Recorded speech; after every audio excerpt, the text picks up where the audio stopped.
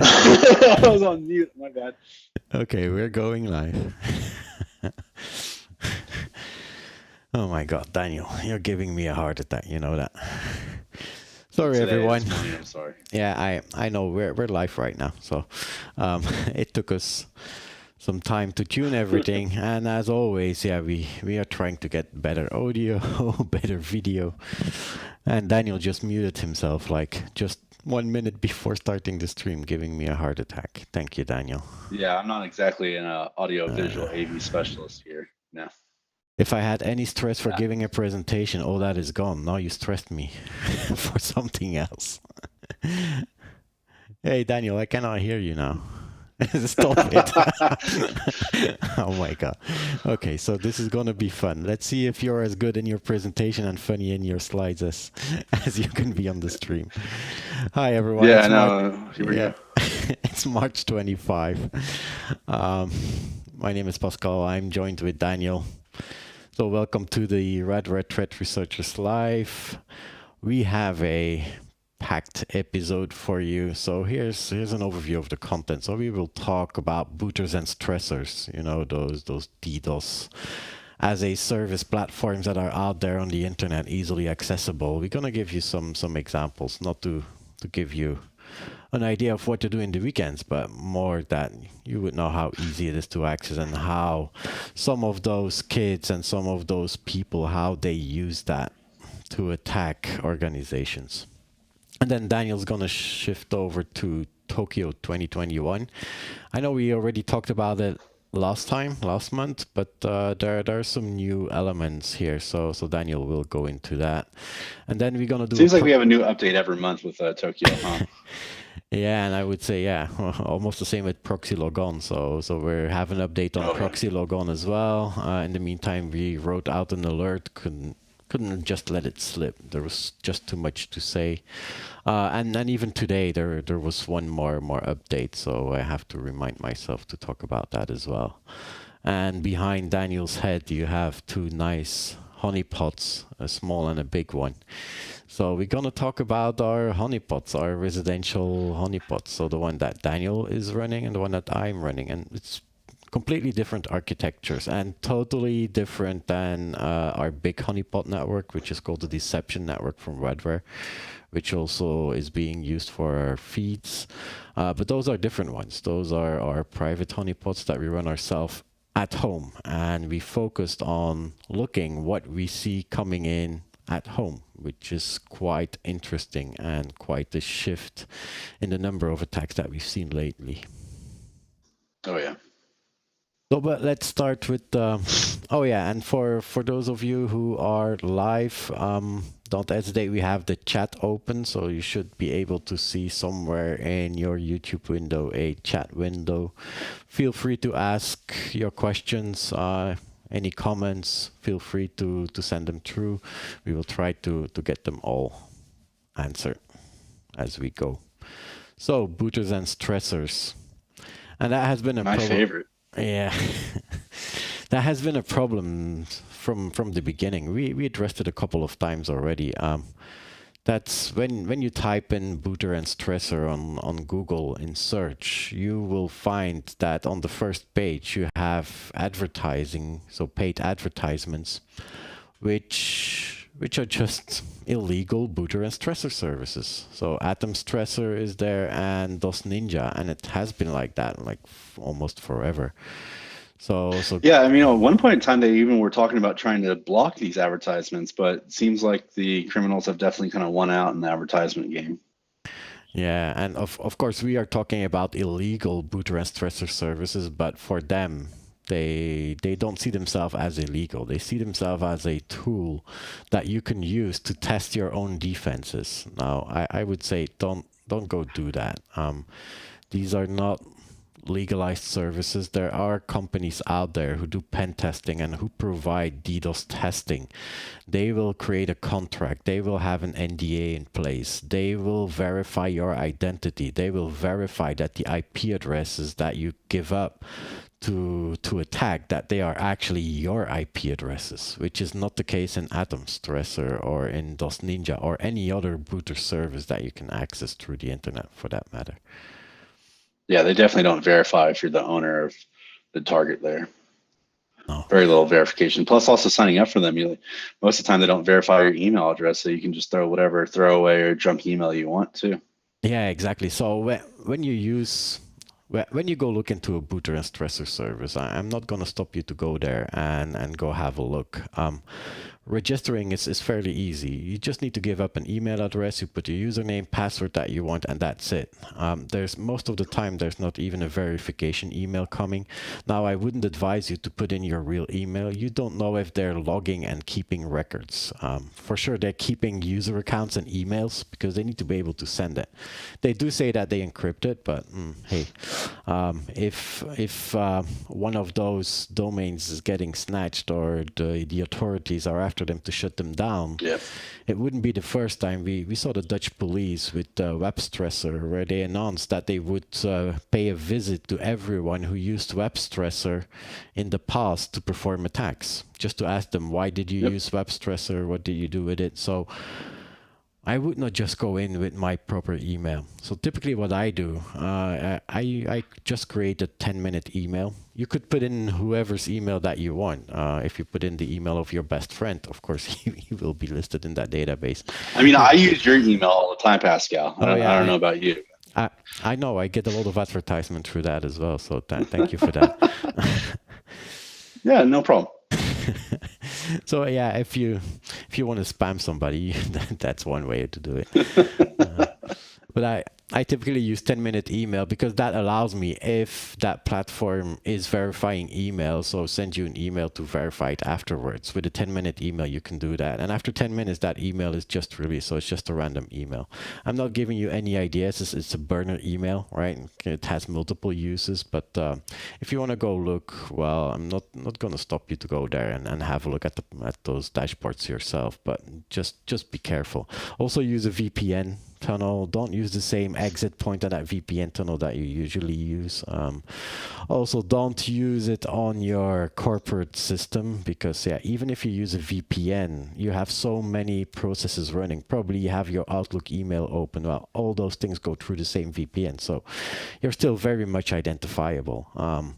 Put your browser in anonymous or in private mode. What I did here, I used my iPad because I think that iPad, so iOS and Apple did a pretty good job on the privacy setting for their browser. That's one. And the second reason is also that I have more control of what processes are running on that device. The best way to do it would be setting up a new virtual machine with Linux and build a tunnel from there. But yeah, pro tip there, use Unix, dual operating virtual machine there. Torifies all your traffic. Yeah, if you want to be super lead about it. Yeah. Yeah, if you want to go professional like Daniel, you just set up the whole Tor dual machine with all the privacy settings. So there's enough tutorials out there, and there's enough YouTube videos about it as well. We have enough leads in the world. So this is what Rip Stressor, for example, that's one of them. So I went to 3 of them, the top 3 that I found in Google, not the ones that are difficult to find. You don't need to go to the underground. You don't need to have special accounts or special access. Just the top 3 that I could find in Google, because that's typically what you see. People who are disgruntled or who want to do a quick attack and don't know how to get to it, that's typically how they would do it, right? So Rip Stressor is one of those. So here you see the dashboard. So when you log in, it's software as a service. It's a full portal. So it's very convenient to access, very easy to access. You see the number of attacks this month. I don't know if that number is true or not, but that's a fairly high number of attacks. 55,000 registered users, 18 servers online to perform attacks. And to actually perform an attack, what you do, you need a subscription for one.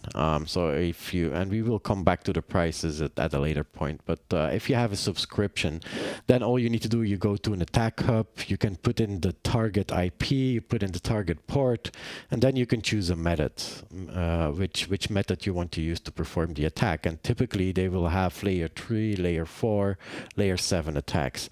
So here's, for example, the layer 4 and layer 7 attacks, and you can see they always have the traditional, the Cloudflare bypass, some bypasses for other platforms, OVH, PUBG down, because OVH has a lot of PUBG, a lot of gaming in OVH. So you will see a lot of attacks that are relating to gaming that are specifically flagged to OVH.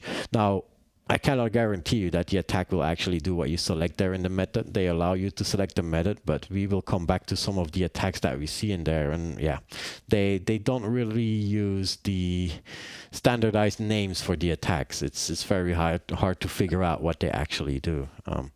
And yeah, you could try to perform an attack, but hey, even the free tier ones, if you try to do an attack, they're so busy that you don't even get a slot to do a test attack. So unless you pay, there's no way yet that you can do free attacks on these ones. They're too popular for that.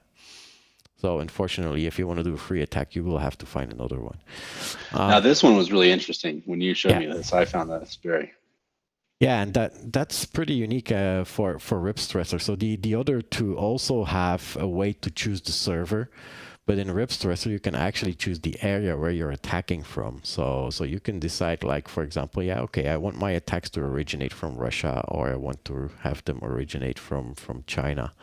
I would not say that this is that important for all of the attacks. For the layer 7, of course, that will make a difference. So the layer 7, typically that's a 3-way handshake, and they will send a full query. So the origin of the server will be visible for the one who gets attacked. However, if you use UDP amplification and others, there's no, the IP address, the source IP is spoofed anyway, so it doesn't really matter where you come from. So typically you would say, okay, worldwide is good enough for me. But if you do a layer 7 attack, that will make a difference. So if you do a layer 7, you will originate from China or for Korea. So that can put people out on the wrong side of attribution. Right, and to jump in there, that's one of the reasons why I'm very slow with attribution when it comes down to DDoS, is because of UDP spoofing and everything. People are so quick to claim that an attack came from one origin or another, but in reality, a kid could simply just be playing with this attack origin, trying to falsify or manipulate attribution in a way. So yeah, well, yeah, very interesting to see that there. Yeah, we also see that in our own data. So when you go look at the source of the attackers, when it's when you know it's a botnet attacking, or it's a UDP amplification using DNS or using WSD or another method, you will see a lot of Russian and Chinese sources. And the reason for that is there are many devices out there who are infected, who are being abused. So it's not, when you see UDP, you can be sure that it is spoofed. So the device that you're seeing is actually the device that is being abused to perform the attack. And they can also be collateral damage. And we saw pretty big ones. Remember, I think we talked about it last time. We had an IP that we looked up, and that was just a virtual router, most probably. It went up to 20 gig per second UDP amplification for an IoT device, which is pretty high. Certainly considering the numbers. And we will come back to that whole IoT when we talk about honeypots. If you think that nobody's ever touching your modem or trying to feel your modem what it's capable of, think again. I will show. Oh yeah, we got some great examples of that. Yeah. So this RipStressor, yeah, amazingly, you can pay with PayPal. So all of them support, of course, the most popular crypto coin, which is Bitcoin. But in this case, there was actually an email address, a Gmail email address that you can use in PayPal. And you pay, well, as friends and family, of course, they don't want to have an invoice or any business related to that. But you can pay them through PayPal. So it's pretty amazing that this is possible. Because that could be a start of an OPSEC mistake, to track them back. Oh, that's a huge OPSEC mistake. I mean, anybody that's running these people down can definitely use the Gmail or the PayPal account to to get information handed over now. If those criminals aren't using Tor or anything to try and obfuscate their origin, they could be in deep doo-doo. Yeah, well, at some point they will either have to reuse the PayPal to use up the credits, or they will have to transfer them somewhere, and at that point they will have to go to an account or something that might be tied to their actual identity.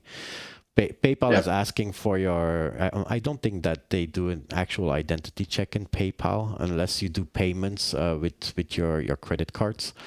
But I think that you can set up an account to receive money without actually giving your real identity or your location. However, at some point, you need to transfer that money somewhere. So, and that can be a first step for the authorities to follow the trail of the money and find out where they're sitting.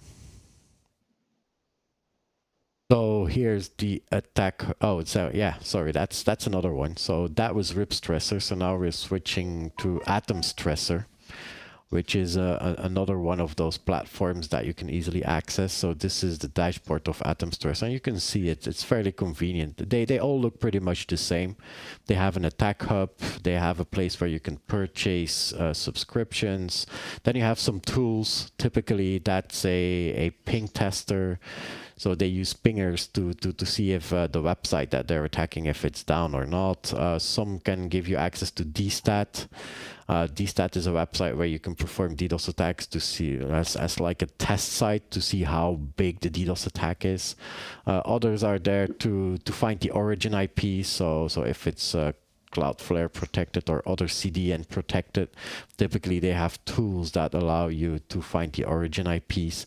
So all the DNS resolving. So if you have the host name and you want to resolve to the IP, you can use the tools through there, and typically they point to external sites. Some of them, I think that Atom Stressor built their own tools, but most of them just go to external websites. And then you have the support where they have the frequently answered questions, and where also you can get some support from the guys themselves. So Atom Stressor has 3 different types of attacks, so layer 3, layer 4, layer 7. The layer 3, traditional UDP flood, ACK flood, SYN flood, UDP. And then the layer 4, and back to what, sorry. I was gonna say, back to what you said about the service and help and everything like that. I've seen several of these booters and stressors that offer Discord channels, Telegram channels, and Jabber accounts that you can directly reach out to these people and ask them, like, hey, I don't know how to run a UDP flood. Can you tell me how to do it? And they'll be more than welcome to explain and walk you through and hold your hand, as long as you're paying them. Yeah, that was one of the things of VDOS, right? VDOS back in the day, one of their biggest positive sides was that they were really good in support. So they gave a lot of support to people, and they had a good reputation in the underground for being there and having good support. Besides that, it was also very scalable and used by many other booters and stressors, by the way. It doesn't say, surprisingly, customer service is #1 with criminals.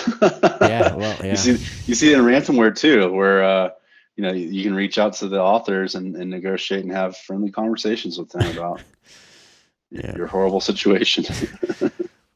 Or not so friendly. Yeah. So in terms of layer 4, and that's where it got interesting here, because here, first of all, you see Memcached. I have my doubts about that one. I don't think that there's many Memcached servers left open on the internet at this moment in time. We see attacks. Well, we see Memcached hitting our DDoS attack services and our customers, but those are mostly scans. So if you look at a full attack that had a volume of a couple of terabytes, maybe 1 or 2 packets were Memcached, and that's typically from a scan.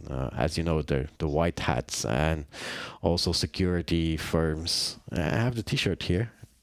Everybody scans, and everybody. This is very true. Everybody does. And scanning from Memcached means almost doing an attack. So you send a UDP packet to the Memcached service, and that can be classified as an attack. But actually, if you look at the source IP, and most of those who do the the regular scanning will allow their IP address to be reverse resolved. So you find out who's behind it. You go to the website and you will see that it's a security organization or is a white hat that declares what he's doing and why he's scanning. So Memcached, I'm not so sure about that. And then there's some others like Ninja. I'm not even sure. KGB, MKill, a lot of weird ones. Dragon, Lucifer. Well, yeah, cool names, but what they actually do, I don't know. Maybe we should contact support at that point. I didn't try to contact them, by the way. I stayed out of it. Layer 7, traditional again, HTTP kill. So yeah, most of the layer 7 will be focused on HTTP, just doing HTTP queries and leveraging a big botnet to perform those queries concurrently from different devices. So Atom Stressors also has several servers, but here you cannot see the location of the server. So you cannot say I'm gonna attack from a specific region. They have just different servers where they have slots available, and if there's a slot available, you can use it. They also have a VIP tier so that they can assure that those customers who pay more, they have better access. So here's the pricing, for example, from Atom Stressor, and you can see that it starts with $10 per month. So for $10 per month, you get like a 3-minute, is it 3? Yeah, 3-minute attack. That's right, yeah, 3 minutes. Yeah, it's 3 minutes. No, that's 30 minutes. 1,800 seconds. Yeah, sorry, 30 minutes attack. It's okay. It's early for me too. Let me get my son. He can probably do it. He's 7 years old. He probably can do them out better than I can. A quick math test for him. Yeah. Come here. Well, we can scan. You know, we can scan. We just cannot do any math. So yeah, 30 minutes, which is actually, that's quite a lot. So 30 minutes, one concurrent attack, unlimited number of attacks per day, and you get between 10 and 20 gigabit per second, which may sound low if you put in perspective the multi-terabit per second largest attacks, record attacks, but hey, 10 gigabit per second, I think that most companies already fear an attack on that, especially if you have working from remote and you can attack a branch. That is allowing VPN access for their employees, for them working from home. And by the way, Belgium goes in lockdown again starting Saturday, and most of our neighboring countries in Europe as well. And yeah, working from home is what you have to do. So in that area, so for $10 per month, you can cause a lot of damage. Have access to layer 3, layer 4, layer 7. So of course you can have longer and 2 concurrent attacks for $20 per month, and then you go to the Grandmaster ones, which talk about $350 per month. But you have 21,000. I'm not even gonna try to do the math this time. 16 concurrent attacks, and by the way, 16 concurrent attacks. That pretty much matches up to like the maximum number of attack vectors that everybody's seeing when you look at the reports. And by the way, we will bring out a report in April as well of what we see happening in our DDoS cloud. But 16 concurrent attack vectors in one attack is like the maximum that you see. So that matches pretty well with what we see there. One thing I will say is that the projections of size and power from these are a little bit exaggerated. 10 to 20 is more realistic, but when you get into the 160 to 320, probably be closer to the 160 side than the 320. If it really was hitting at 320, it would be a very popular service that would be used by a lot of the script kiddies and hacktivists out there. So, it's also fairly cheap. You will see the prices from DOS Ninja in the next couple of slides. You will see that the prices are much higher there. So I would assume that you get what you pay for, just like in the real world, Exactly. You and criminals. Yeah. So, and here you also have API access. So 20 $5 monthly for API access, which means that you can run your own script. So you just build your script, you schedule the attack in your script, you organize which vectors you want to use, and then you can run your own scripts and have full API access. That's one possibility. The other possibility, that's what VDOS did. By the way, VDOS was used by multiple other booters and stressors. So you had a lot of other websites who used VDOS as their engine to perform the attacks. They just make the front end, and then in the back end, they do API calls to use that engine to perform the actual attacks. I believe Booter XYZ was also doing that as well, as far as reselling API access to other booters and stressors. So, and then if you do it yearly, you even get 30% off. So if you look at the bronze level, like I think that the 10 gig you can really get. It's like, yeah, 30% off. That's $84 for a year. And you can perform 30-minute DDoS attacks with between 10 and 20 gigabit per second. So even though that maybe they don't ever get to the 320, they advertise the 10 should be. Sure enough, they can get to 10. And yeah, with 10 you can already do a lot of bad things. Now, when you go to paying, that's like a checkout screen for an order. By the way, I did not check it out, and I left the Bitcoin address, so you can go and check if I paid that address or not. By the way, that address is not unique, so they have that special, and I think that everybody or in the underground, they're all using more or less the same service to do that. It's a randomly generated wallet. It comes up, and then you have a certain amount of time. You see here a timer in the top. So I had like 1 hour to get the Bitcoins transferred to that account. After that, this account will be gone. So every time you click, or every time somebody clicks, it will be a different account. So don't think that you can just go check that account and see how much money they're making. Or that's also why I left it unobfuscated. So you can actually go verify, did I pay or not? I did not pay, by the way. So I said that they have facts, and yeah, I'm going to bring up some of those interesting statements that they make. So in this case, is it safe to use? Yeah, well, of course they will say it's safe to use. They're totally untraceable. So they say that they encrypt usernames, email addresses, but they need to be able to decrypt them, right? So I wonder where the keys are stored. If the keys are really stored offline, if that platform needs to send an email or verify something, I think that the key needs to be in the platform somewhere. Yeah, it's over the last 5 or 6 years, we've seen so many booters and stressors that have been hacked and leaked and taken down by the FBI and all other types of agencies. And it's the common factor is that all the user information, email addresses, passwords, attacks launched is all there still in the log. So yeah, I don't believe for a second that you are safe to use these.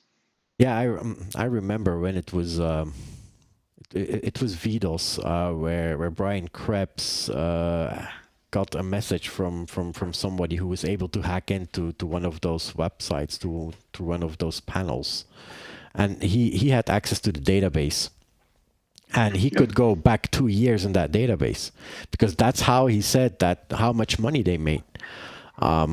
So 2 years going back, okay, so that means that they're logging. That was like $600,000 that they made in those 2 years, right? Yeah, something like that. It was quite a bit of money. Yeah, and that was only so 2 years. They do make money. They were in business for 4 years, and Brian even estimated that most probably it would have been around closer to 1 million that they made. Now, VDOS was one of the better ones in terms of support and in terms of scalability, and they had a lot of users and also a lot of other websites that were reusing their engine through the API access. Yeah, Applejack kind of was running that service pretty smoothly there. So DOS Ninja, so another one, and that's the last one, and then we move on to the next topic. So DOS Ninja, they have the same interface again. So you see you have the dashboard with the total users. So they just use a different color. They did not find the black yet, or maybe it's in the settings and I did not find it. I'll say that one thing is, like a year ago or so, all the booters and stressors seem to be using the same templates for their stressor services. Now it seems like a few of them are starting to change that up a bit. But I did not go in detail, but most of them were PHP based, and I think that I do remember seeing some recent ones. It's just PHP. It's a panel that you can purchase for a couple of dollars in the underground. They just copy it and then they reuse it. Would be a good time for a supply chain attack on that panel, right? we can use the same tactics, you know. Exactly. Yeah. Exactly. Just build a nice panel, a nice sexy panel. Hey, NSA, FBI, are you listening? You know, you can build a nice panel and sell it on the underground. Yeah, you just build it, put it on the underground, sell it. You make some money in the process. You put the backdoor in it, you take them down. Or you just follow them, and when they become too popular, take them down. Who says that it isn't like that? Maybe all the panels that are being used right now are just being followed, and if they get too successful, they could be taken down any second, right? Or they could just be running and handing off logs every Friday to the federal agents in exchange for their Bitcoin. So if you're a booter or stressor guy, I would check if there's no backdoor or no strange connections going out of your server every month or every week. You never know. The dashboard, the tax, packages, so that's the subscriptions, tools, so the same layout, support. And in terms of server, again, you can decide multiple servers, but here also no location. So you have, there's like 5 free ones out there. No way you can find one empty. All the slots are busy on the free one, so they're always busy. There's no way that you can. I don't know if it was pre-programmed like that or it's just that popular. I would guess that it's fairly popular to do free attacks. So there was no way that you can launch even a small attack. Or the operator's just using the free services to launch his own attacks and hoping that it blends in with everybody else. That's not. Yeah. Well, I guess they would more use their VIP service, right, which has a little bit more. Now, coming back to those naming conventions and how they try to market their services. So you have that here. You have the amplification attacks, which all sounds legitimate. LDAP, NTP, WSD, SSDP. Yeah, this is pretty much what you see out there. DNS port map, of course. Memcache, that, you already know. We suspect that this is not really one that they're using. But then you go to TCP and then you see BlueSyn. Then you think BlueSyn. Yeah, I read about this somewhere. So let's just look it up. And then you see that BlueSyn is the name for an attack when you simultaneously launch a BlueSmack and an HPing3 SYN flood to a device. And the goal of that BlueSyn attack, so the researchers who discovered that BlueSyn attack used it to cause extreme battery exhaustion on a mobile device. Now, blue sounds a lot like Bluetooth, right? Everything that's blue, you think about Bluetooth. And actually, it is Bluetooth. So the layer 2 ping flood that you see is just attacking the Bluetooth stack. So that's not a layer 2 even Ethernet ping. It's a Bluetooth ping. So I wonder if they can do a Bluetooth ping from their servers over the internet. I'm not so sure about that one. So I would classify that one as FUD, right?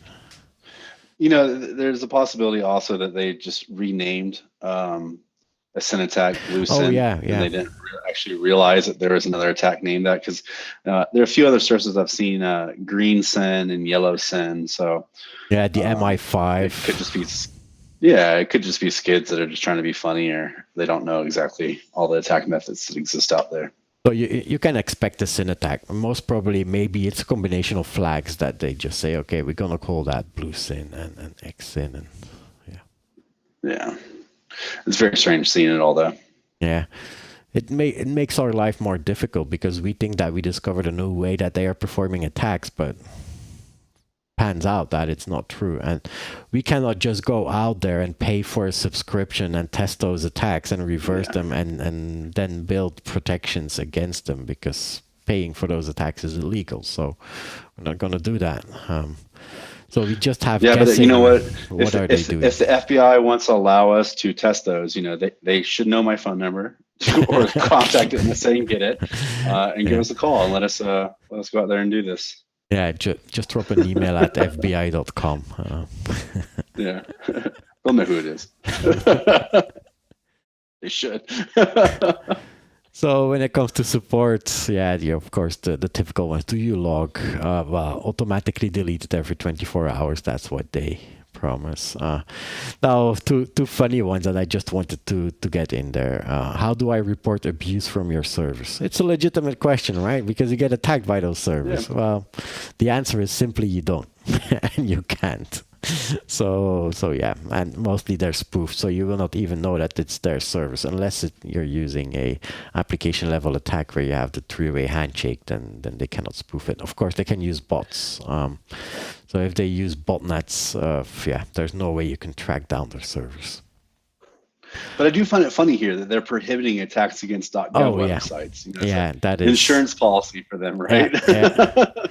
Yeah, you don't want to be the guy. VDOS had crossed the line when someone had attacked the FBI, I believe. If my memory serves me correct, that was what kind of set the ball and chain. Everybody knew VDOS existed, but someone had used it, or the operators had used it to attack the FBI, and that was the ball and chain moment where everything kind of rolled downhill. Well, more recently in history, the whole Mirai. They at some point. Mirai was being sold off to other people to use in DDoS attacks, and somebody started attacking Krebs, and yeah, so Krebs didn't let it flow like that because it was a pretty big attack, and that's how he got digging. So yeah, they don't all want these lizards. Yeah, they don't want their servers to be used to perform attacks on highly visible targets. That's not how you make money in the underground, right? Visibility is more for nation states, but for the ones who are in there to make money in the longer run, they don't want to be too visible. Right. So yeah, so here are the prices. So you can, if you remember the other prices, so it was like $10 per month on Atmosphere. So here it's 15. So it's like a premium service, I would say. And they give you what, also 30? No, that's 1 hour. Yeah, so here you get to 1 hour attack. Okay, so it's another level, but you will see that the prices go much higher here. They also say you can purchase by PayPal, but when you click on it, it doesn't work. So don't think that it's possible. They probably learn their mistake. Learn from their mistakes. Yeah, so the basic attack package is also higher. So you see the 30 to 45 gig. The maximum is pretty close, right? The other one was 320, I believe. So this one advertises 360. I think they also learn from each other, right? So if you are competing with the next ad in Google, what you do, you make an account, you go to that next ad in Google, find out their prices, underplay their prices, make yourself more popular, right? Yep. Same as in the real world. So typically the pricing will change in how long you can do the attack if you have special VIP server access or exclusive servers that are for you. So you see that the top two segments here, the $200 and $350. And this is actually 120 days, so that's not 1 month. That's already 4 months. If I still can count, yeah, it's 4 months. So, but here you have VIP server access, so that means that there's a limited number of people who have access to that. So the ones who pay more have more exclusive access and probably better access to perform the attacks. And here you see a more realistic number for API access, 1,000. Much more realistic. Yeah. So 1,000. That would be if you build a second portal based on that one. I think that this is correct pricing for them to sustain, because $20 per month and somebody is sucking out all your attack resources and just having people pay for it. Yeah. So you see when you click on PayPal, temporarily disabled. I would say forever. This is if you want to pay by Bitcoin. So when you click on subscription for a package, so that what you get. So it looks exactly the same. 60 minutes you have random Bitcoin address, you can pay to that account and then you get access to the service. So that's it for Bootstrap Stressor. So let me remind you, don't use that to perform attacks. the authorities look at those logs, and there have been cases in the past where the authorities have been going after the people who have been using those services. They are illegal. Daniel, over to you. Yay. So a little quick update about the Tokyo 2021 games. As many people know, the Tokyo 2020 Summer Games was postponed due to COVID. And the games are actually supposed to restart on July 23rd or start on July 23rd of this year. The latest update from the IOC in Japan is that they are actually going to officially ban overseas spectators. I know we've talked about this a little bit, but now the official ruling is in.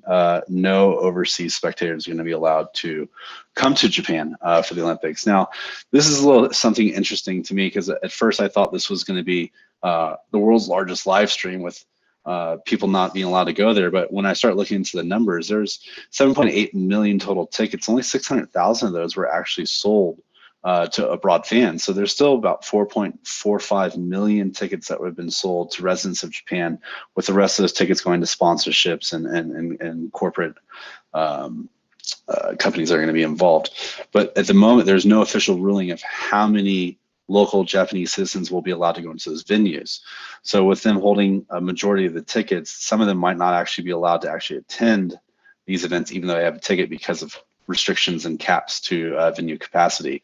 Now, when you look at the financial impact, the games are projected to cost about $15.4 billion, and the ticket sales count for about $800 million of the sales. The unfortunate part for Japan and their economy is that they're looking at extreme amount of ticket, hotel, and flight refunds. The other bigger issue here is that with foreigners coming to the Olympics, they bring in foreign cash, and there's not going to be this injection into their economy that they so desperately need right now. What's going to be another interesting factor is the slow rollout of vaccinations. Here in the United States, specifically, I'm in Colorado. I will not be able to get a vaccine in probably till June, July. Just in the general rollout. So what's looking like also in Japan, they're also having a slow rollout, that local citizens in Tokyo won't be vaccinated. So if they're required to have a vaccination card. Biden said by July 4th, everybody will be vaccinated in the US. And actually in Belgium, it's on the, what's the national holiday? I think it's the 11th of July. So it's also the national holiday. So apparently every country will be vaccinated by their national holiday. So yeah, I think at the moment the only country that gets to go to the Olympics officially would be Israel. Yeah. I think they've pretty much vaccinated every single person.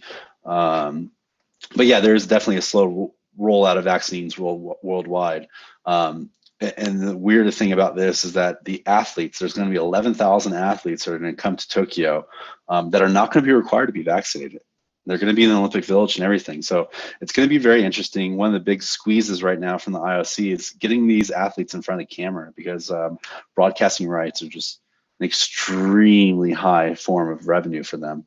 Another issue is that the potential impact for the 2022 Winter Games in Beijing, China. At the moment, ticket sales should be up and going for the games next year. And at the moment, they're not selling tickets for the Winter Olympics in China, because they don't know the implications of COVID and if everybody's going to be vaccinated by everybody's holiday in July. And there's also talk about many countries protesting and not going to the Chinese Olympics.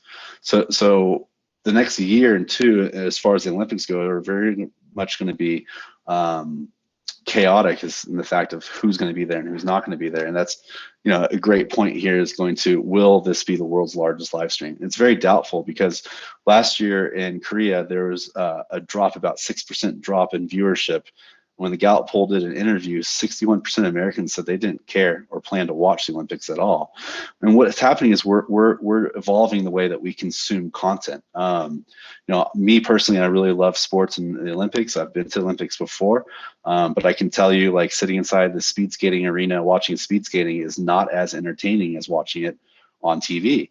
And for the younger generation, watching an event on TV is not very entertaining for them. They don't care about the backstories or anything that goes with the athletes. They just want to watch that short little race, see who won, and that's done. They don't really even care about the ceremonies so much. So in general, sporting events, not just the Olympics, football, FIFA, everything is going to need to evolve to find a way to get the younger generation involved and engaged in sports.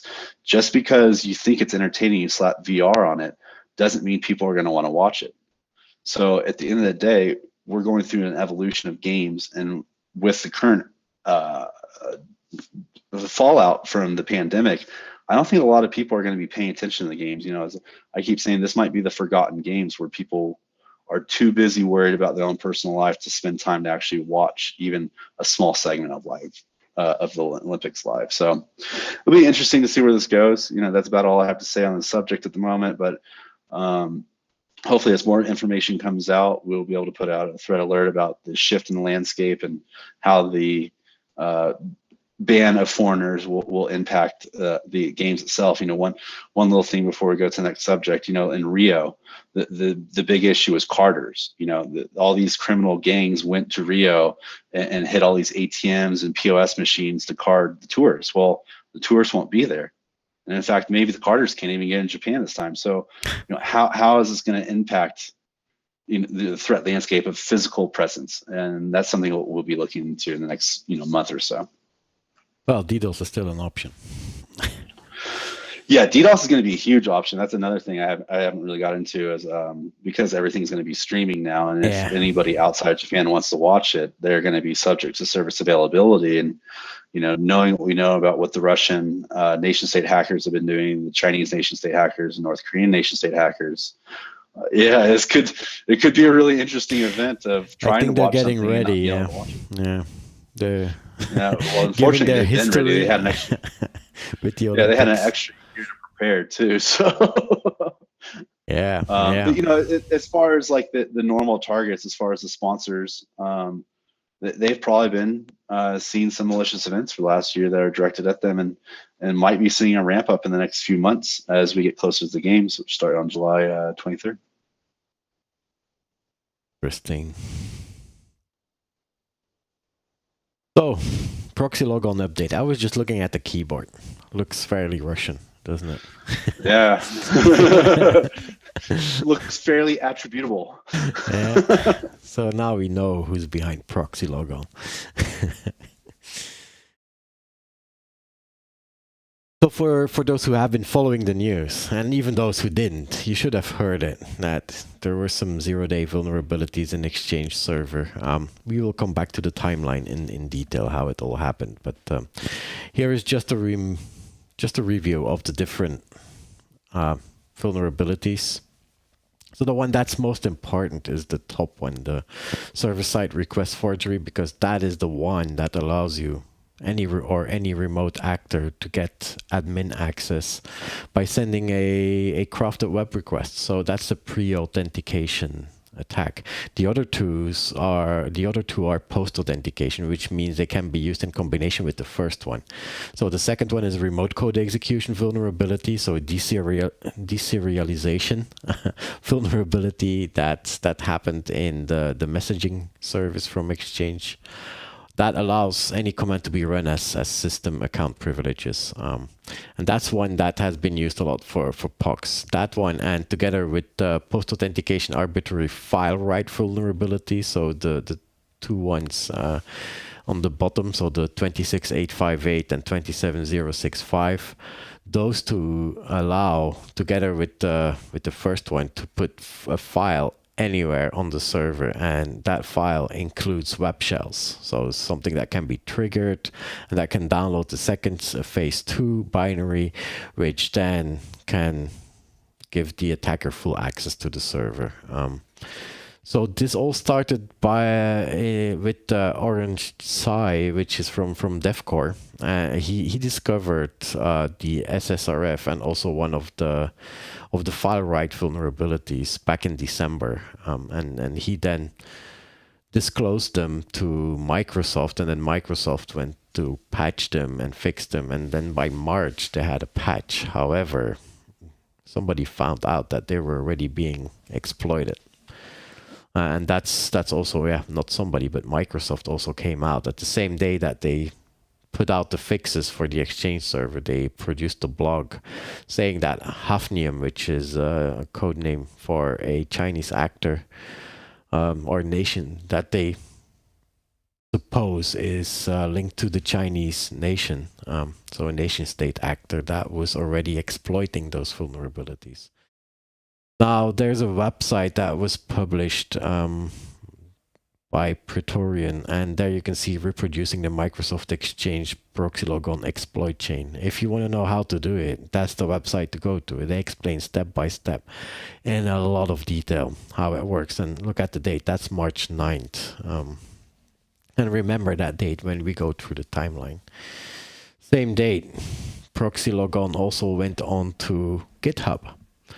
So I believe it was Testano that did the fully functioning POC that was published. So a Python script that can do the whole thing. So you just type in Python, you give the name of the script, ProxyLogon in this case, and in the top you can see, you give the name of the Exchange server, and then one variable that you need to know a valid email address on that server. That's how the exploit works.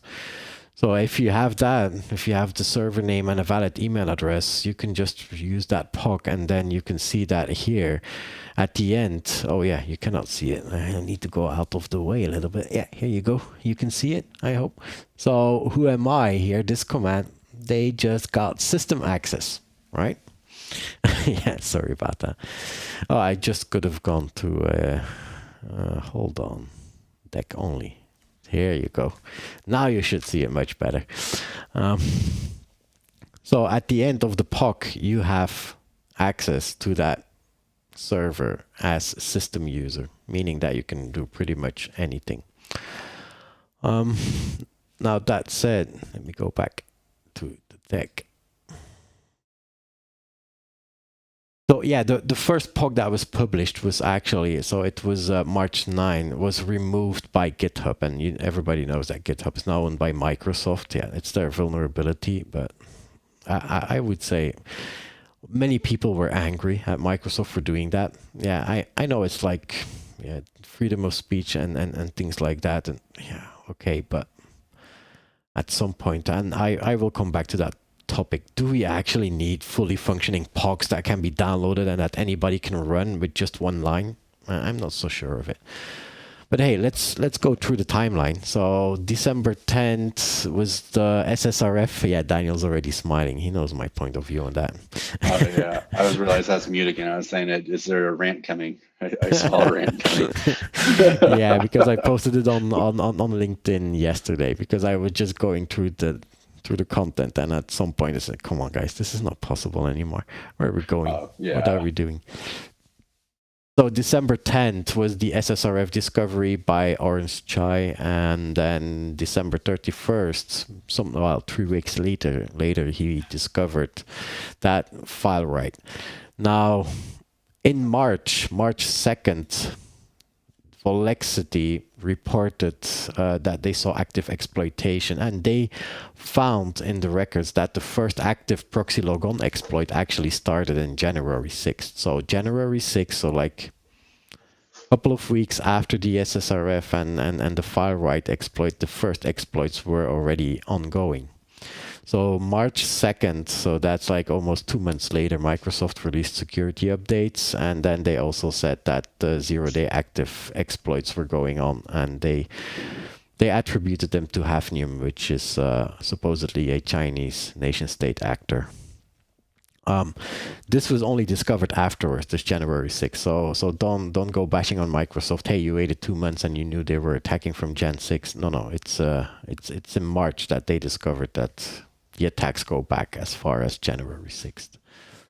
Now, 3 days later, Krebs reported that hundreds of thousands of organizations worldwide and over 30,000 US were affected. That was the estimate based on what the government was communicating to the press. And then March 7th, the European Banking Authority disclosed that they were attacked by ProxyLogon vulnerability. March 9th was then that blog and the first POC who came to GitHub, but that was removed by Microsoft. But it didn't take long before, whenever it comes on GitHub, it gets copied, and then, yeah, more are being put out in GitHub. So when you go to GitHub now, you will see that there's dozens of POCs out there. Whether you want it in Go or you want it in Python, it's there. And of course, together with that first POC, I would say, not surprisingly, the first ransomware was also found. So Deercry, a ransomware that started abusing that vulnerability. Same day, Palo Alto estimated, so they scanned and they found like 125,000 unpatched Exchange servers. A number that went down, and that was the latest one. So the one from today, 25 March, I hear something like 23,000 servers that are unpatched at this moment. Which I have to note, that is a very, very great thing there. They're moving very quickly. I know it doesn't sound like a lot, but go from the 100,000 down to 25,000 and 75%, patch job is pretty good in this timeline. I mean, I know it's not great, but we only can expect so much. Pretty good, but at the same time, so the actors, of course, smelled it as well. So the first 2 months, so January 6th, that was somebody who found this exploit. How he got access to the exploit, there's different theories. One of them is the security researcher might have been hacked himself. Remember the Google blog that came out around December? Was it December or January? Where Google said that they find evidence that researchers were being phished and being attacked. So they give them like 0 days and the code was stuffed with a backdoor. So supply chain attack on security researchers, by the way. So that is one possibility. The other possibility that people are talking about, well, Microsoft is talking about, Microsoft shares the IOCs and the information with third parties as they're working on a fix, so that those security companies and those partners can already implement fixes. Well, somebody apparently, they think that somebody leaked it from there, so that from there it just went to get another life. And yeah, we all know whenever you cannot keep that under control. Whenever you share, you don't know where your information ends up. Right. I don't know. Yeah. So January 6th, is possible that Orange Chai already talked about this vulnerability and that Microsoft informed some of their closest partners about this vulnerability. Not to throw the researcher under the bus, but he was out there on Twitter claiming that he had this exploit before actually disclosing it. He had made several comments about there's something big coming down the line. I have a big exploit, and way to paint a target on your back. And there's a couple researchers out there that do it too. So, sometimes silence is the best way to go. Keep a secret, but we all need those likes and retweets. So by March 10th, so ESET said, okay, so this is pretty much open season. More than 10 APT groups. That means it's not just Hafnium anymore. It's just everybody is using it. March 12th, Lemon Duck started using it in their crypto mining malware. And then March 19th, the second ransomware started to use it. So it's just everybody is using it. It shows the degrading. Yeah, what also shows the degradation to me. Like, first we're saying APT groups are using it. Now we're saying crypto miners are using it, and then Black Kingdom, one of the worst ransomware packages to be deployed, is using it. So it's like, quality actor, okay actor, and then just completely don't know what they're doing type of actor. So it's really out there into the open now. Yeah, and it's not the only one. So another one that was reported, and full disclaimer, F5 is a competitor, and I know it's always sensitive. Whenever I say something about F5, people come at me and say, hey, you're a competitor, of course you want to trash their name. No, I'm not here to trash their name. Quite the opposite, actually. So, I would say quite the opposite on this section here. So this vulnerability was an authenticated remote command execution flaw. It can give attackers full access to the system, to a vulnerable system, and from there they can move pretty much anywhere in your network. So it's a big one. The flaw was fixed by F5 on March 10th. F5 did not release any mitigations or details to give their customers time to update their systems. If you tell everybody how it works, well, it's a race between the good guys and the bad guys to be in time. Are you gonna be the first to be updating it, or is the bad guy gonna be the first to exploit it? And we all know, we all have maintenance windows. We cannot just go update a system like that. We have to go to quality assurance through testing to make sure that that patch is not affecting anything else. Now, several researchers went out there, took the patch, reverse engineered the patch. It's Java software, so it's not a big feat to reverse engineer it. They should not be proud that they could reverse engineer a Java patch. Everybody can do it, right? So they reverse engineered that Java patch, and then they made a POC exploit code. So they just posted the proof of concept online. And of course, just a couple of days later, big mess. Bad packets reported that they see mass scanning activity for that vulnerability. And that's what brings me to what Daniel was laughing about, my rant, right? Yeah, I mean, right here, F5 is doing the right thing to try and secure community. These freaking researchers are out here trying to go for likes and retweets and attention, messing the whole thing up. Like, I appreciate the fact that they do this, but why do you need to post this? I'm gonna let you rant.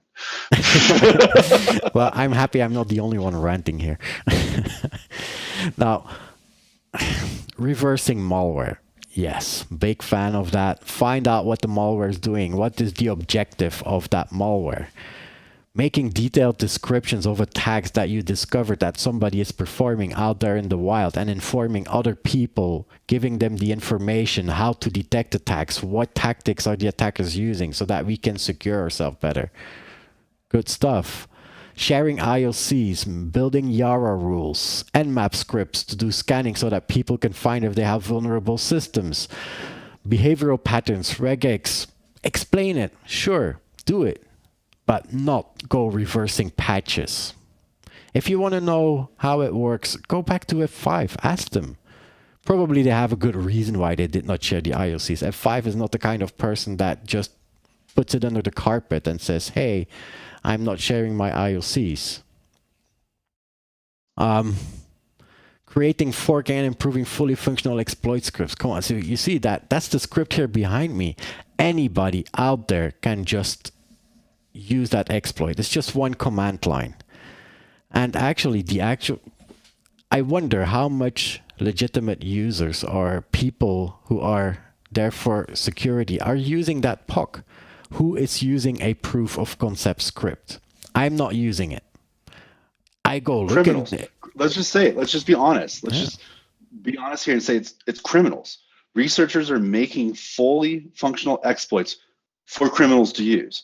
Now, if you want to make this exploit and not post it publicly, fine. But when you go on to GitHub, Pastebin, whatever, to publicly post this for them to use, so you can be, oh, I'm securing the community. Get out of here. Yeah, well, I use them sometimes, but what I do is I look for the IOCs. And you will see later when I have an example from the honeypot, I just went in the POC and I saw a special number that's being used in the cookie. Well, that's my IOC. But hey, you can publish that IOC without telling how to perform the attack. You don't have to give everything. And yeah, I have to say, so to the credit of, who was it again, who did the first... Sorry, I'm scrolling up and down. Yeah, to give credit to Tester Null, he published a POC, but it was not a fully functioning POC. So, yeah. Is it good or bad? Well, at least you have to know Python. But hey, it's not that difficult to debug a script and make it work. It depends what did not work.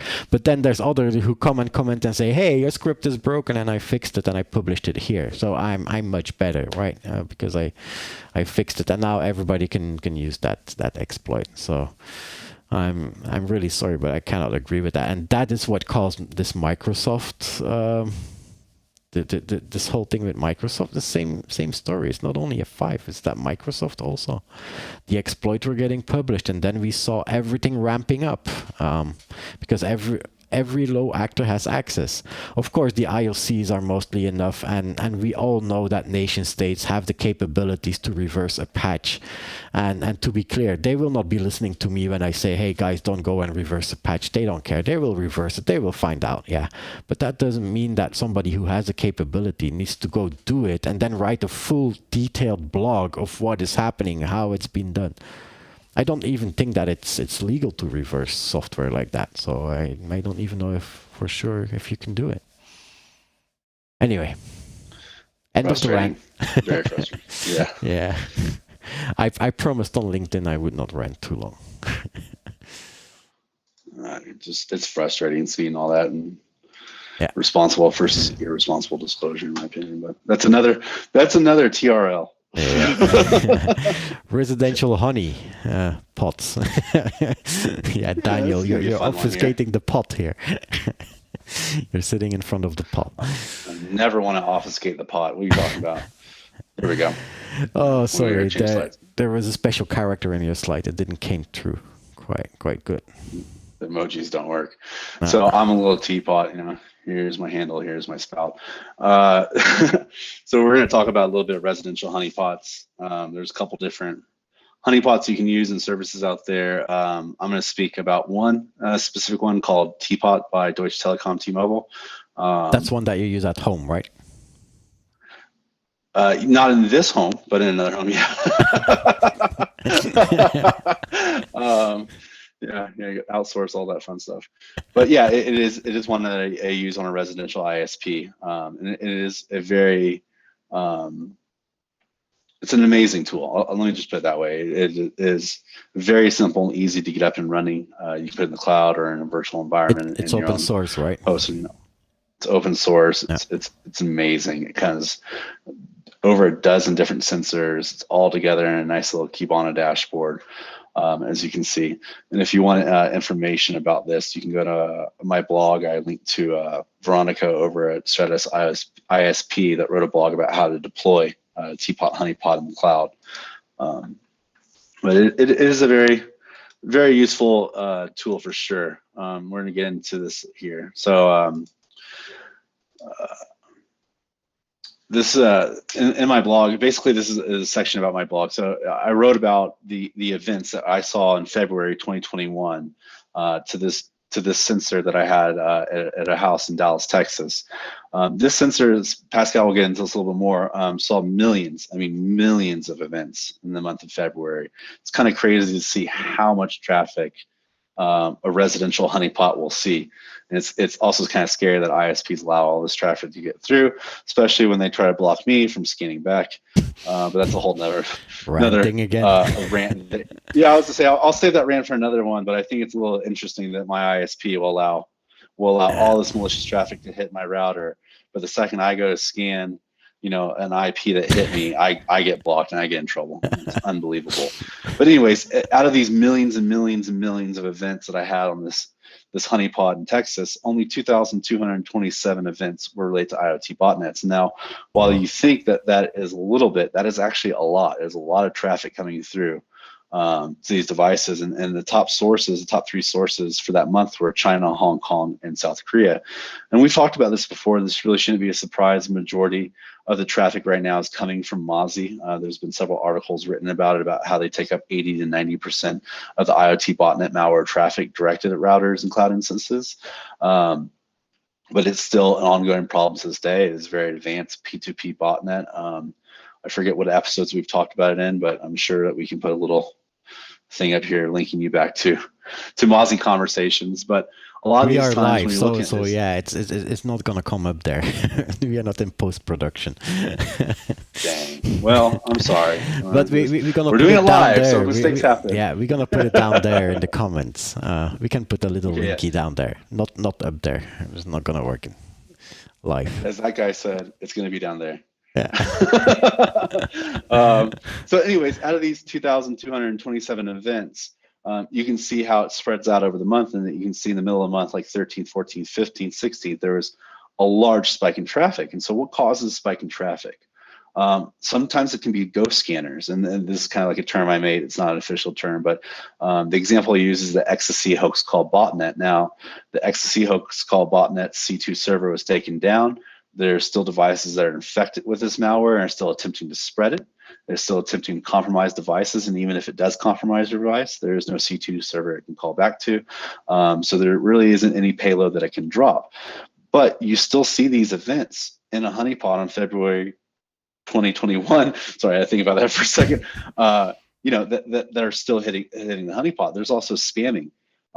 These scanners just arbitrarily just hit everything, just throw as much as they can there. They don't care about being stealth or anything whatsoever. They're just trying to get the highest count, and you'll see a lot of spamming going on like that. And then you see successful propagation, bot herders that actually know what they're doing. They're using the right exploits.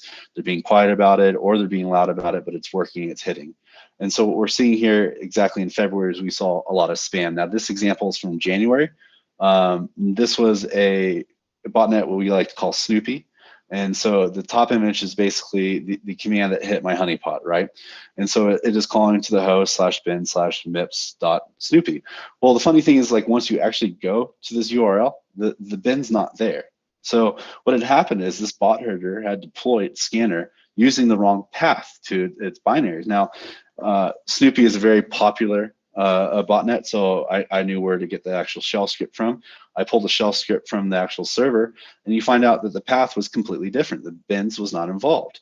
So what ended up happening is, if you go to the next slide, Pascal, you can see where how you see all the spam, right? So these multiple events coming through every few minutes that are using the wrong path. And what happens is these authors don't care about it, but it ends up hitting a residential device 100+ times in a day, which is absolutely insane that, a residential ISP can see this traffic coming in, hundreds of hits, and they don't do anything about it.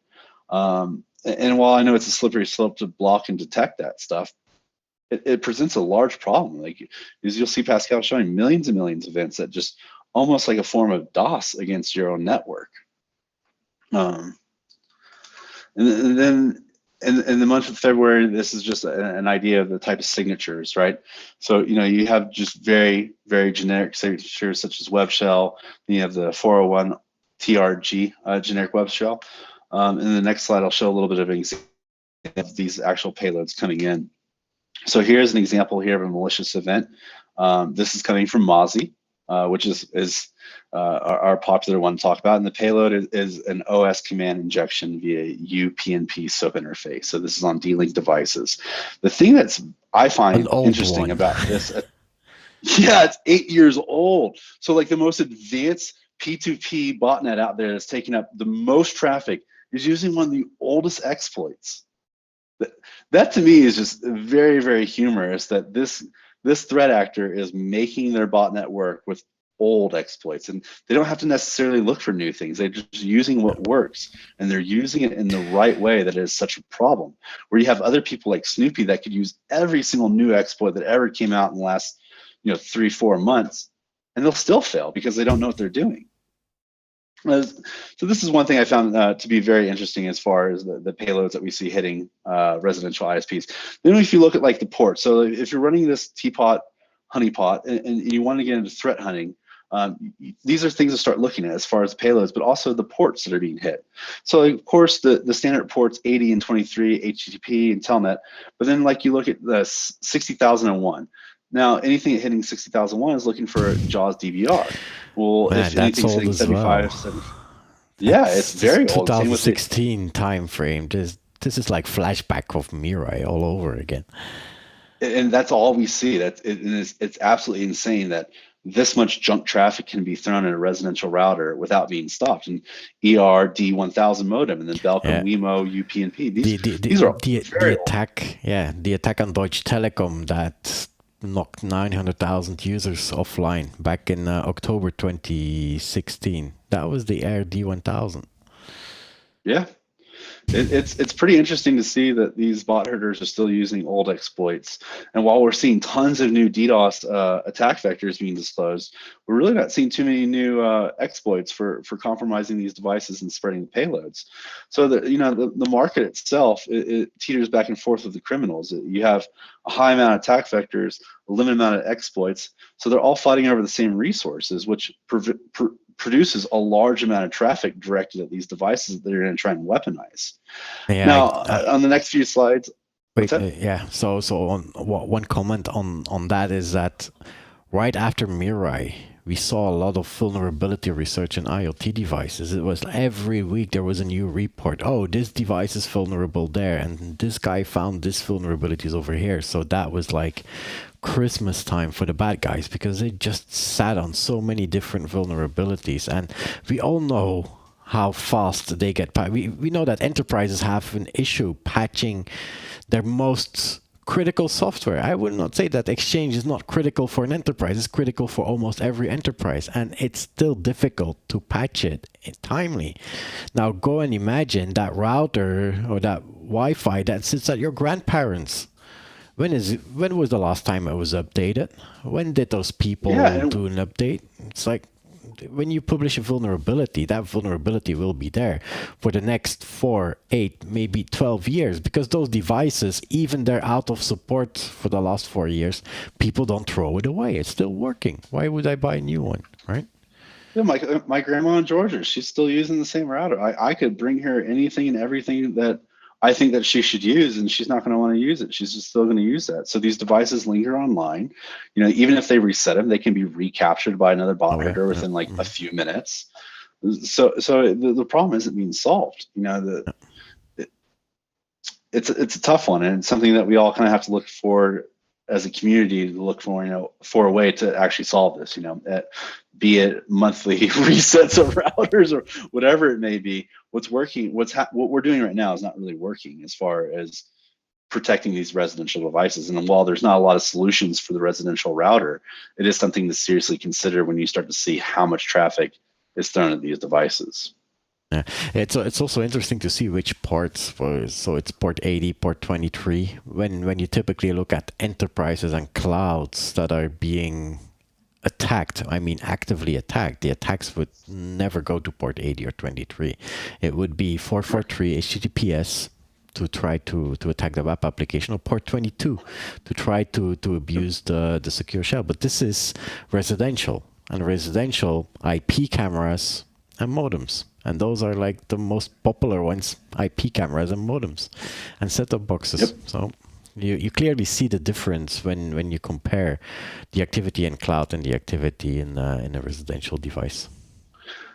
Yeah, and just a few slides here. I just wanted to kind of openly talk about anybody that wants to get into threat hunting. Go ahead and download these tools. Download Teapot, download a Honeypot, whatever, throw it out there and start digging around the traffic. And when you start to find things, engage with the community. There's this great tool by AbuseCH called URL Host that once you find the actual payloads, you can submit them and they will automatically report them for takedown, which is great also because everything is cataloged in this website. So if you need to go find or search for a certain hash to see how many hosts this piece of malware is sitting on, this is a very great thing that you'll be able to use.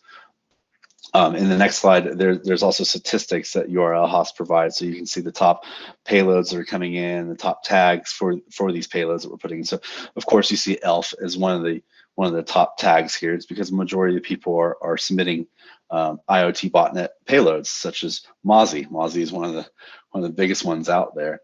Another tool that you can use if you want to quickly analyze a lot of these payloads that you're downloading. And who's the number 2 contributor to URL House? I think that's you, Pascal, isn't it? We also Ghost high five. High five, yeah. It's funny because Pascal and I have two very different ways of going about finding, detecting, and hunting malware. But as you'll see, that both methods work. It doesn't matter which way you do it, as long as it works, as long as you understand what you're doing, as long as you can move quickly and react. That's the most important thing. And so that's another thing I want to show you is in Teaser. This is a great tool. I love this tool. I'm not even paid to talk about this. It's my favorite freaking tool out there because it helps me and it saves a lot of time. I find a payload and I immediately want to look at the strings. Instead of firing up Radware or IDA or anything like that, I just do the sample right here on this website. And then I can immediately see the genetics and the similarities that it has with other malware families. And I also can look at the strings, which immediately tells me, is this something worth looking at and analyzing and taking time, or is this just a junk piece of malware that we've all seen before and just throw it away? So, with these two tools, you can use Teapot and actually become a threat hunter very quickly and jump into it. And if you have any questions about setting this up, like I said, Veronica or Stratus ISP has a great blog about deploying this. And if you have any questions, feel free to contact me. I'm more than willing to help anybody get out there and start threat hunting. But now we can go over to Pascal's and see how much Yeah, great so information he sees as well. yeah, my search for honeypot started like 4 years ago, and then actually this month is the 4 years anniversary. I just saw it in while watching the image. I was counting back, and I saw, oh, it's March that Congratulations. thank you. So I approached it differently because at that time there were honeypots, but honeypots were not specifically looking for IoT devices. You had like the low interaction honeypots who were just gathering port information and port scans. And then you had the high interaction honeypots, which means that you have a hardened version of Linux where you do all the logging and the auditing and you go through all that. For me, no, that was not how I was going to approach IoT. For IoT, I needed something scalable. I needed something that allowed interaction, but not too much. So what I wrote, and yeah, Go was very popular at that moment. So I wanted to pick up another language. So it was like a little personal project that I started writing in Go, that honeypot that does medium interaction. So somebody calls in to the telnet port and starts running commands, and I take the command and I answered what the typical Linux would answer. So I was like chatting online with that bot, and I was chatting as far to get all the commands to the point that he give me the location of the malware. And once I have that location, I can download the malware, and then I can, yeah, at that time, I still had time to reverse the malware, but yeah, after a while, especially now, it's not possible anymore to reverse all that malware. So now it's like just uploading it to URL house. So what I do is I take that URL, when the URL is new, I just upload it to URL house and they file abuse. And that's how it got number 2, because it's all automated. And the thing is, like, if you see in the last 4 years, the activity was like 10,000 per month, 50,000 per month, good month, yeah. Here you had like a peak month, 500,000 in 1 month. That was like, oh man, what's happening? It's like tsunami that's coming over me. What we thought was a tsunami. Yeah, at that moment, I was like, oh, that's 5 times as much. Look what happened when Mozy came on board. And that was September 2020. So it's like, how do I explain? These are only my home honeypots. So I still have 5 honeypots somewhere in the cloud that are running the same honeypot. They just report centrally to my house. But these 2 are running on my ISP line. So I have 2 IP addresses, and those 2 are running and listening on the DSL line. So that's residential traffic. So if you look at those numbers, it's like here in December, that's like more than 20 million. Now, December is here. December is one of those months where I actually, and let's see, it's hard to see. Let me just make it a little bit bigger. Here you go. Yeah, now it's also, yeah, it's not really good to get, but I will guide you through it. So here you have more than 20 million. My head here. No, it's it's okay. So this is December last year, where I had like almost 25 million events in 1 month. Now I have to say, because of how fast these events are coming, and here you can see, so this is a recording of live what is coming into my honeypot. So all my honeypots report to a central Go program, and that Go program puts the records, so analyzes the information, uploads it to a URL house, or puts it in a Mongo database. So these are real time, how they come into my house. So that was like yesterday night at 2:40. You see how far it's not sped up. This is the actual real time how I'm getting infected. So this is what I see going on my line. Of course, it's a recording here. But here you also see on the top left, this is the reason why now I have some inconsistency in my graphs. It's about 25 million per month, but I have to shut down my honeypots at some point because it's eating up all my bandwidth.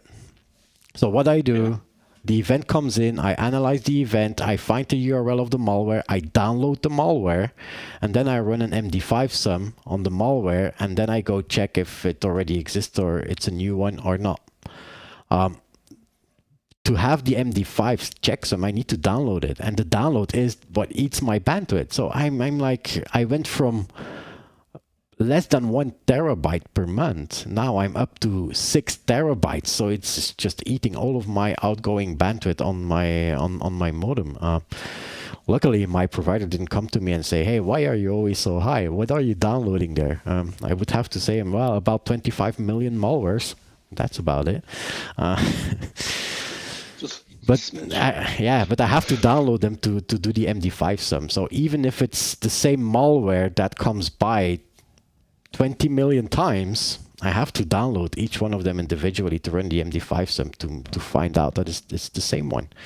And then if it's a new URL, I just upload it to URL house, and you can see if it's the same one, I'm not uploading it. I'm not putting more stress on URL house than I have to.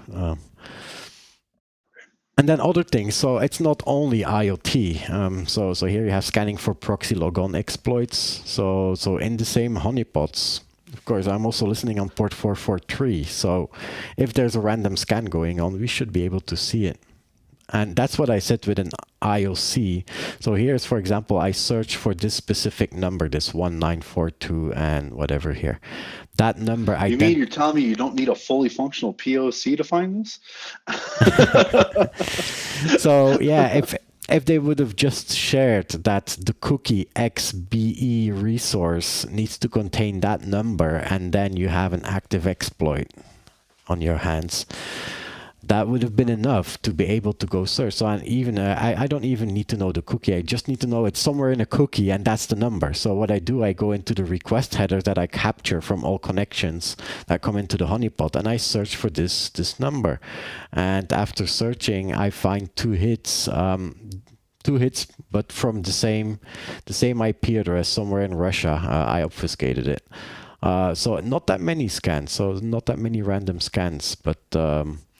Two IP addresses, and this is in my house, by the way, so it's not on the cloud. In the cloud you will find, there was one honeypot in the cloud because it was two different honeypots. But around the same time. So that means that somebody who does a wide scan, that's a random scan. If you find it in more than one honeypot, you know that it's a random scan. So the honeypot was in Newark, and one came into my home. And this was the request header. So we had the cookie, and the request URI was like this ECP SSRF. That's just testing. It's not actively using the exploit yet, but testing if there's a response that comes to it. So typically, if I would be hunting for the malware behind that, what I would do is change my honeypot and rewrite a response. So if I see that somebody is trying to come in with this cookie here, I would respond differently. Now I respond with page not found, or I just say I'm an IP camera, I'm a little IP camera, and I give you images, right? Because that's typically what I want to have people think that I am, an IP camera. But in this case, would it be better if I just answer, hey, here's the Outlook Web Access login page, and then they would continue their attack, and then I can gather more information. It's a lot more manual process. That's the drawback. I have to change code whenever I want to add a new protocol, or whenever I want to add new functionality. But on the other side, by automating it, that's how I can automatically or automate all the process of finding the malware, analyzing, do a very slim analysis, just an MD5 sum, and then uploading it to Abuse. It's all automated. I'm not touching my honeypots. And if you see more than 25 million per month, and that's only my home. I still have 4 honeypots out in the cloud that are doing the same thing.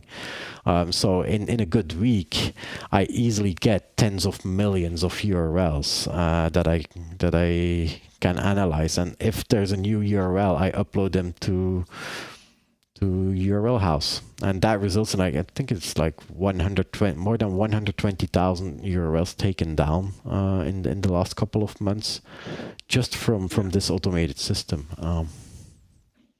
So it's pretty amazing what you can do with those things. Very much so. But we will come back with more details on IoT malware and what kind of ports they are abusing between our homes and the cloud. And so we will write up a bigger report for April, talking about threats and attacks. And then most probably talk about it maybe in the next episode or another episode, depending on what we have to talk about. So I'll probably end up talking about perspective from a cloud. Did residential. Why don't we talk about the cloud on the next one or something? Great. Okay, so that brings us to the end, and we are consistent. Well, pretty consistent. I see that we spoke for 1 hour and 28 minutes, more or less. So the last two ones were 1 hour 26 minutes. So we always keep our content in like the same area. I know it's a long, but I will break it up in chapters before we publish. If you have any questions, don't hesitate. Reach out to us, put it in the comments, or get in touch with us directly. We will be back next month. Every last Thursday of the month, we have a Threat Researchers Live. Between now and then, we publish alerts whenever we see something important going on. Visit our website on security.radware.com. On that same website, you will also find our older episodes that are talking about several things. So everything that we see or that we think that is important that you know, we try to talk about. So without further ado, thank you very much, Daniel. It was great to have you again. Thank you for having me. And looking forward to see you all next month. Bye-bye. Yep. Everybody have a safe one. Take care. Take care.